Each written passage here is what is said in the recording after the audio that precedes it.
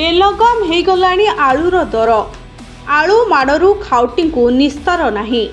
Twin city रे आलू kilo पिछा 60 छुईंचे। 4 दिन हेब गाड़ी आसुनथुबा और उत्तर प्रदेश आलू प्रति ग्राहक मुह मोड़बारु एभली परिस्थिति सृष्टि होइछे।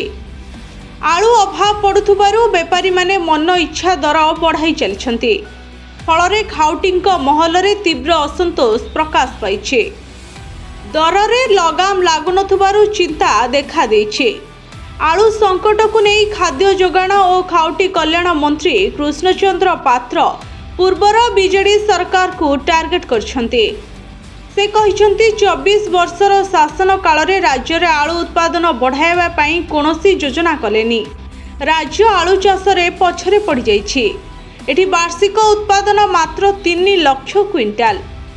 एभली स्थिति रे आमे पड़ोसी राज्य उपरे ही भरोसा करूछु।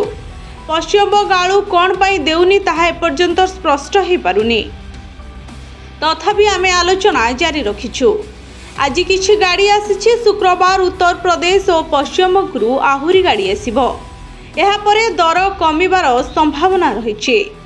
बुधवार पर्यंत राजधानी बजार रे आलू किलो पिछा 50 टंका रहितबा बेले आज 10 टंका आहुरी बढ़ी जाइछि। ब्यूरो रिपोर्ट भंजौता न्यूज।